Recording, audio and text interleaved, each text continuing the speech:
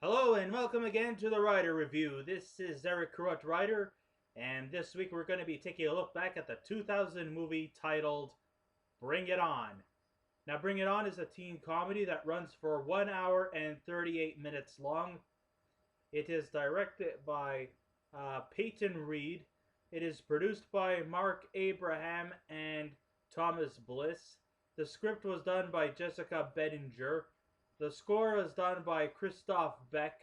The cinematography by Sean Maurer. And the editing was done by Larry Bach. And the stars of the movie are Kirsten Dunst, Eliza Dushku, Jesse Bradford, Gabrielle Union, Claire Kramer, Nicole Bilderback, Lindsay Sloane, and Ian Roberts.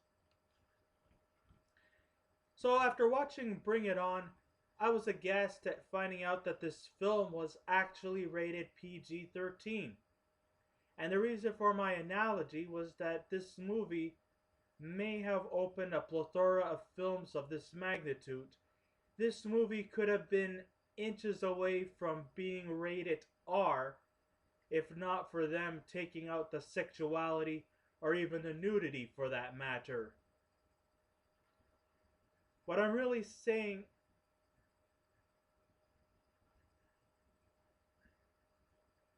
was that this movie was not entirely bad. It was fun to the point of being kind of a guilty pleasure. But the demographics this film has an appeal is towards the younger teenage demographics, by contrast to the older age demographics. Hey, I might be getting old before my time, but if you want to show a film about teenagers in their appealing clad apparel, utilizing sexual references through their dialogue, at least aim it towards a higher education level students. That way they could talk like that, get naked, and make out with their lovers. But the fact of the matter is that they were using teenage students, high schoolers, and if you just listen exactly and closely to the dialogue that was used in this movie, I was kind of like taken back because of the raunchiness that was used quite frequently in this movie. And it's supposed to be aimed towards a younger group. Well, if they want to aim it towards the 11, 12, 13 year olds as opposed to the 16, 17, 18 year olds, at least try to have toned down the dialogue. I mean, I was kind of taken aback from it. This is not exactly my movie, my kind of a movie, but I will sit through it. And I will try to, see if there are any kind of funny moments in this movie. And there are funny moments in this movie. And I'm glad that this movie does not entirely take itself too seriously. But, it's just that I'm basically just trying to say is either make these students, these cheerleaders, older, like in their 20s, 30s, and not necessarily and not necess or not necessarily, just tone down the language. I mean, there's going to be most likely teenage girls that are most likely going to be attracted to this movie. Just tone it down a bit. That's kind of like all I am kind of recommending. Alright, the plot goes a little something like this. Kristen Dunst stars as Rancho Carney high school student named Torrance Shipman, who has now been appointed captain of their cheerleading squad, the Toros. The Toros have been 5-time national championships in their cheerleading team, and they are amongst one of the best cheerleaders across the country, even though their football team totally sucks. They have been an excellent squad, except for the fact that For the past 5 years, their moves have been duplicated from an East Compton inner city squad known as the Clovers. So, in other words, their championship success has been all built on a lie. The Clovers are now heading out to the championships, the regionals, and Torrance needs to find ways to get a new routine so that they can compete against the Clovers and claim their number one spot without it being based on plagiarism and duplication. Torrance gets reassurance from the rival squad, who hires a choreographer to teach them new moves, only to be humbled at the regional contest when another team usurps them into doing their moves before they had a chance to compete.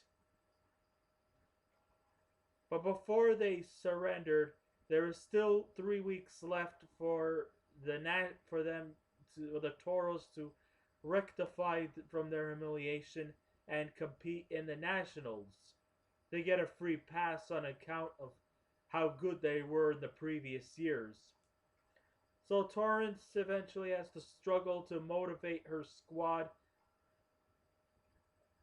and to collaborate and come up with new moves so that they can get revenge and smoke the competition off their feet. We also get treated to some of the other teen comedy elements there. We get the schmaltzy boyfriend went off to college and there's this new boy in town story thrown in for good measure, along with the heated and exchanges with the inner city kids. And there's the climatic question of whether it's cool to play fair or cheat in puzzlement story. And also the homophobic question if whether or not male cheerleaders are gay or just perverts. At least these questions are, taken into account and that they're not, like utilized in any kind of immature way. Yes, I know the year was 2000, and yes, I know the word fag was used quite frequently in this movie because, yes, there are male cheerleaders in this movie, and the Toros do have a few males on their squad. And yes, there is the occasional use of homophobic terms are in this movie, but I don't think it wasn't used as frequently and it wasn't used in any kind of offensive way, but it just kind of moves along the story.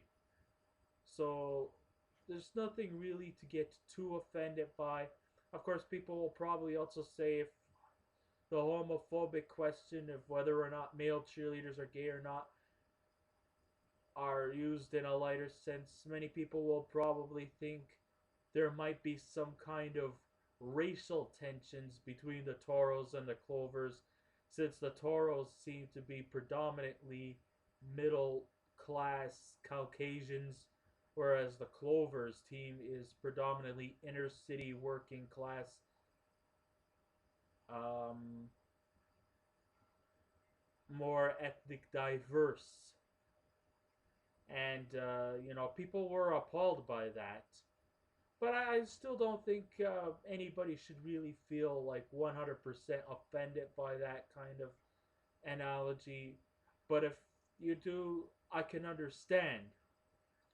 I mean, I do notice that the Toros, their lineup is pretty much predominantly Caucasians, and they seem to come from middle class Sweet Valley families. But at least, I'll say one thing. This movie definitely gives a different perspective about cheerleading, and that they're not all just a bunch of airheads who just, root for the team. No, they take a lot of dedication and hard work and to perfect their moves that they do. And it's not any much more or less regiment than compared to, you know, when you're on the football team. I mean, you go through a lot of training. You know, you go through a lot of trials and tribulations and bumps and bruises. And here we see that in this movie, Bring It On. Not everybody walks away 100%. There was, of course, a plot where some girl on the Toros team gets injured and has to be carried away on a stretcher, and they needed to find a last minute replacement.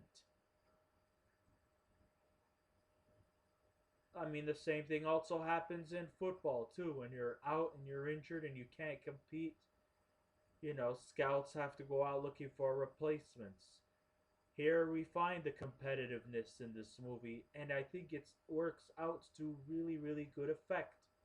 Not just the Toros, the Clovers also have some pretty good moves too, and also I would have to say the same also for the other rival teams out there who went out there and gave it their all. Um, so there's a lot of, you know, light-hearted stuff in this movie, and it's used to pretty good effect overall. Sure, sure there are tons of some subplots, and the cramming can at times be very limited.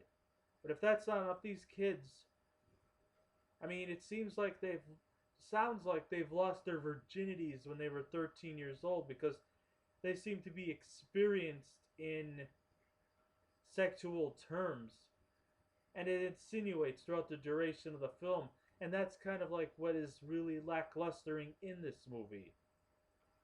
Sure, I like seeing competitive films about going against the odds and overcoming the hurdles. Even I found myself cheering during the competition. So yes, it was a very enjoyable chick flick. And though teens will likely indulge in a movie of this magnitude, but its few overwhelming sexual references, they could have easily been omitted. And though the one-liners are at times laughable, still the junior highs will likely ask their parents the definition of what is cheer sex.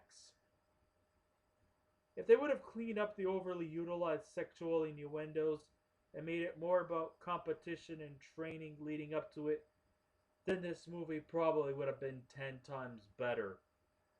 Hell, make them college students and that would appeal to the older teens and 20-year-old people, and it wouldn't have been so bad. If the cinematic community had the gonads, they would have implemented this movie with more of an R rating. Sure, there's really not too much violent scenes in this movie or anything like that.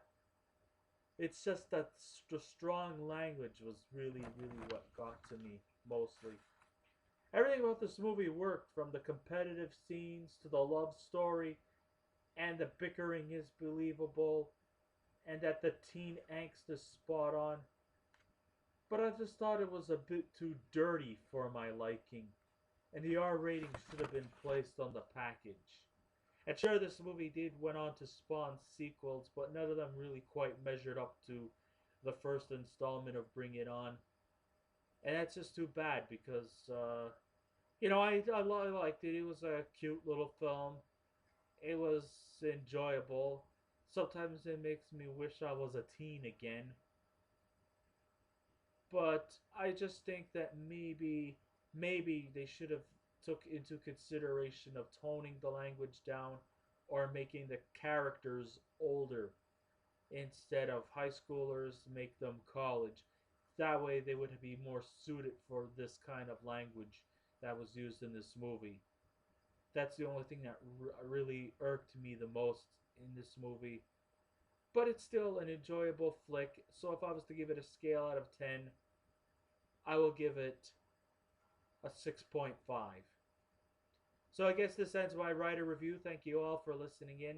If you'd like to subscribe to my channel, please feel free to do so. If you wish to leave a comment, go right ahead.